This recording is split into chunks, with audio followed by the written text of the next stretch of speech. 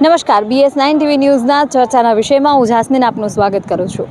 સમગ્ર દેશ રામમય બનવા તરફ 22 જાન્યુઆરીની આતુરતાથી રાહ જોઈ રહ્યું છે અને ન માત્ર દેશ પણ વિદેશમાં પણ જે રામ મંદિરના પ્રાણ પ્રતિષ્ઠાની ખૂબ જ આતુરતાથી રાહ જોવામાં આવી રહી છે. તડામાર તૈયારીઓ શરૂ કરવામાં આવી છે અને ગુજરાતમાંથી કે સમગ્ર દેશમાંથી રામલલ્લાને અનેક પ્રકારની ભેટ અર્પણ કરવામાં આવી છે અને ખાસ રાજકોટમાં પણ જે રીતે સ્તંભ બન્યા છે કે વડોદરામાંથી અગરબત્તી મોકલવામાં આવી છે, તેવી અનેક ભેટો જે છે તે અયોધ્યા ખાતે મોકલવામાં આવી છે.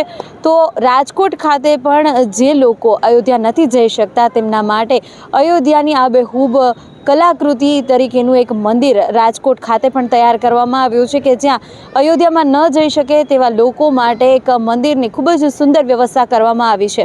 તો જે ચર્ચાના વિષયમાં અયોધ્યા રામ મંદિર છે તેમાં આપવામાં આવેલી ભેટ છે. ખાસ રાજકોટમાં એક સરસ મજાનું રામ મંદિરનું એક નજરાણું લોકો માટે ખુલ્લું મૂકવામાં તૈયારી થઈ રહી છે. તે વિષય પર આજે આપણે ચર્ચા કરીશું. અયોધ્યામાં બની રહેલા રામ મંદિરનો 22 જાન્યુઆરીએ ભવ્ય પ્રાણ પ્રતિષ્ઠા સમારોહ યોજાશે. પ્રાણ પ્રતિષ્ઠા પછી 24 જાન્યુઆરીથી મંદિર ભક્તો માટે ખુલ્લું મૂકવામાં આવશે. આ માટે આખા દેશમાં એક ભક્તિમય માહોલ જોવા મળી રહ્યો છે. આ સમારોહની તૈયારીઓ હવે અંતિમ તબક્કામાં છે. પ્રાણ પ્રતિષ્ઠા પછી 24 જાન્યુઆરીથી મંદિર ભક્તો માટે ખુલ્લું મૂકવામાં આવશે. ભારતના સદીઓ જૂના ઇતિહાસની જટિલ કોતરણીથી શણગારેલા રામ જન્મભૂમિ મંદિરની ભવ્યતાના દર્શન ભક્તો કરી શકશે. તે માત્ર એક ઇમારત નથી, પરંતુ સદીઓથી ભારતના હૃદયમાં વસેલા આસ્થા અને પરંપરાનો ખજાનો છે. આ લેખ પવિત્ર બાંધકામના સ્થાપત્યની અજાયબીઓ અને પ્રતિકાત્મક તત્વોને પ્રકાશિત કરે છે. અયોધ્યામાં ભગવાન રામ મંદિરની પ્રાણ પ્રતિષ્ઠાને જ્યારે ગણતરીના દિવસો બાકી છે, ત્યારે સમગ્ર ભારત વર્ષમાં ખુશીનો માહોલ છવાયો છે.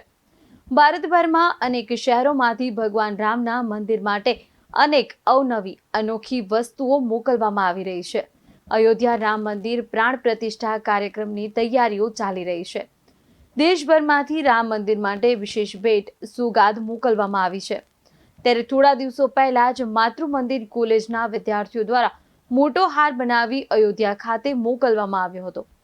આ હાર મંદિરના શિખરથી નીચે મુખ્ય દ્વાર સુધી પહોંચે તે રીતે બનાવવામાં આવ્યો છે. હાર બનાવવામાં મુખ્યત્વે એલચી અને લવિંગનો ઉપયોગ કરવામાં આવ્યો છે. હિન્દુ શાસ્ત્રો મુજબ એલચી અને લવિંગનો દરેક ધાર્મિક કાર્યમાં ઉપયોગ કરવામાં આવે છે. એલચી તથા લવિંગ ભગવાનને થાળમાં પણ ધરવામાં આવે છે. આ હાર બનાવવામાં 70 જેટલા વિદ્યાર્થીઓ જોડાયા હતા. રાત દિવસની અથાગ મહેનત બાદ 7 દિવસમાં હાર તૈયાર કરવામાં આવ્યો છે. કોઈ જગ્યા ગુજરાતમાંથી મોટી અગરબત્તી, તો કોઈ જગ્યાએથી ગદા, કોઈ જગ્યાએથી કળશ, તો કોઈ જગ્યાએથી મોટું આરતીમાં વગાડવા માટેનું નગારું જેવી અનેક વસ્તુ ભગવાન રામના મંદિર ખાતે મોકલવામાં આવી છે.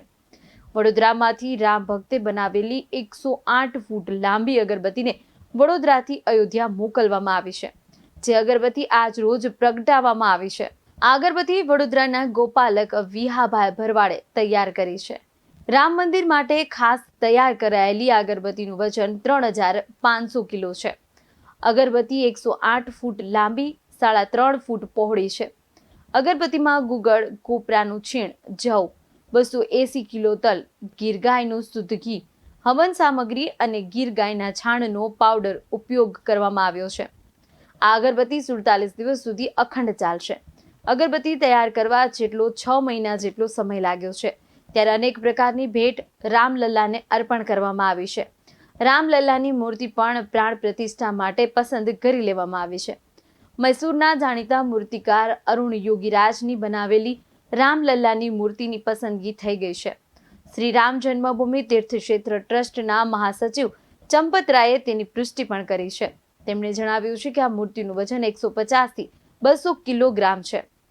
મંદિરમાં જે મૂર્તિ સ્થાપિત થશે તે ભગવાન રામની 5 વર્ષની ઉંમરની છે. અરુણ યોગીરાજે કેદારનાથમાં શંકરાચાર્યની મૂર્તિ બનાવી છે. ઇન્ડિયા ગેટ પર સુભાષચંદ્ર બોઝની પણ પ્રતિમા બનાવી છે. તેમણે અયોધ્યામાં મૂર્તિ બનાવવા દરમિયાન 15 દિવસ સુધી મોબાઈલથી દૂર રખાયા હતા. તેમની મૂર્તિની પસંદગી કરાઈ છે. રામલલ્લાની પ્રતિમા શ્યામ શિલાની બનેલી છે. આ પથ્થર વોટરપ્રૂફ છે અને હજારો વર્ષો સુધી જેમ છે તેમ જ રહી શકે છે. દૂધ, પાણી, ચંદન, રોલી લગાડવાથી પણ પથ્થરની ચમક બગડે નહીં. રામ મૂર્તિના ઘૂંટણ સુધી લાંબા હાથ છે. ફૂટથી કપાળ સુધી પ્રતિમાની ઊંચાઈ 4 ફૂટ 3 ઇંચ 51 ઇંચ છે. રામ મૂર્તિનું વજન 150 થી 200 કિલો છે. રામલલ્લાની મોટી આંખો, સુંદર કપાળ, ચળકતું કપાળ, માથા પરનો મુગટ, આભા, કમળના ફૂલ પર ઉભેલી મુદ્રા, હાથમાં ધનુષ્ય અને બાણ, 5 વર્ષના બાળક જેવી રમતિયાળતા જોઈને રામલલ્લાના પ્રેમમાં પડી જશે. રામનવમીને ધ્યાનમાં રાખી રામ મૂર્તિ બનાવવામાં આવી છે. રામ મંદિરનું ગર્ભગૃહ પણ એવી રીતે બનાવવામાં આવ્યું છે કે દરરોજ સૂર્યના કિરણો સીધા રામલલ્લા પર પડે. રામનવમીના દિવસે જ્યારે સૂર્ય ભગવાનના કિરણો રામલલ્લાના કપાળ પર પડે છે ત્યારે તે સોનેરી ચમકશે. ભારતભરમાં અનેક શહેરોમાં ખુશી વ્યક્ત કરવા અનેક કાર્યક્રમો યોજાઈ રહ્યા છે. ત્યારે રાજકોટમાં પણ લોકો અયોધ્યામાં ભગવાન રામના મંદિર ખાતે નથી જઈ શકતા તેવા લોકો માટે રાજકોટના વિરાણી સ્કૂલના ગ્રાઉન્ડ ખાતે આબેહૂબ રામ મંદિર જેવી પ્રતિમા બનાવવામાં આવી છે. જ્યાં જતાં જ આપને એવું લાગે કે જાણે આપણે અયોધ્યાના રામ મંદિર ખાતે પહોંચી ગયા હોઈએ. ત્યારે વિરાણી સ્કૂલના ગ્રાઉન્ડ ખાતે રોજબરોજ સનાતન ધર્મ રક્ષક કમિટી દ્વારા અલગ અલગ કાર્યક્રમ રાખવામાં આવશે. લોક ડાયરો, અઘોરી સોંગ, મહાઆરતી જેવા અનેક કાર્યક્રમોનું આયોજન કરવામાં આવ્યું છે. આ મંદિર રાજકોટની ધર્મપ્રેમી જનતા માટે આવતીકાલથી ખુલ્લું મૂકવામાં આવશે. વિરાણી સ્કૂલના ગ્રાઉન્ડ ખાતે ભગવાન રામ અને હનુમાનજીની પણ મોટી પ્રતિમાઓ રાખવામાં આવી છે. શ્રી સનાતન ધર્મ રક્ષક સમિતિ ગુજરાત પ્રદેશના અધ્યક્ષ તરીકે સ્વાભાવિક છે મારી જવાબદારી છે અને સનાતન ધર્મનું આવું કાર્ય ભગીરથ થઈ રહ્યું છે. ત્યારે તારીખ 17 થી 22 જે અયોધ્યા ખાતે રામ મંદિરનું જે 500 વર્ષ પછી પ્રભુ શ્રી રામ ગર્ભગૃહમાં પધારતા હોય તેના અંતર્ગત એના એક ભાગરૂપે આખા રાજકોટ તેમજ સૌરાષ્ટ્રવાસીઓને દર્શન થાય એના માટે અને અયોધ્યા ન જઈ શકે સ્વાભાવિક છે એના માટે રાજકોટ ખાતે એક ભવ્યાતિ ભવ્ય મિની અયોધ્યા નગરી ઊભું કરવામાં આવેલ છે. પ્રતિકૃતિ દર્શન સ્વરૂપે એક ભવ્યાતિ ભવ્ય મંદિર આપ જોઈ શકો છો. બેકગ્રાઉન્ડમાં પાછળની સાઈડ એક ભવ્ય મંદિર બનાવવામાં આવ્યું છે.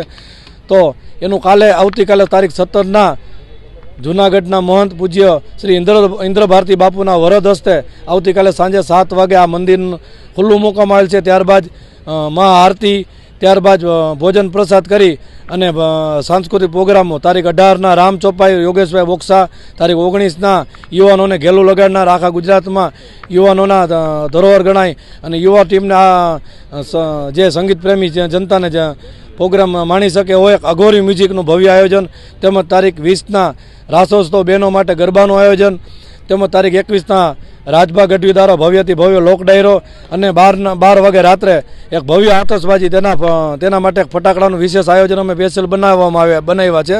એ ફટાકડાનું આયોજન આખું આકાશમાં રાઉન્ડમાં આખું એક ચક્કર લગાવી અને મોટા ફટાકડાનું આયોજન આતશબાજી કરવામાં આવેલ છે. ત્યારબાદ તારીખ 22ના અયોધ્યા ખાતે જે પૂજા અને જે મંદિરનું જે કંઈ કાર્ય છે એ બધું લાઈવ ટેલિકાસ્ટ અહીંયા સ્થળ ઉપર બતાવવામાં આવશે સર્વે નગરજનોને.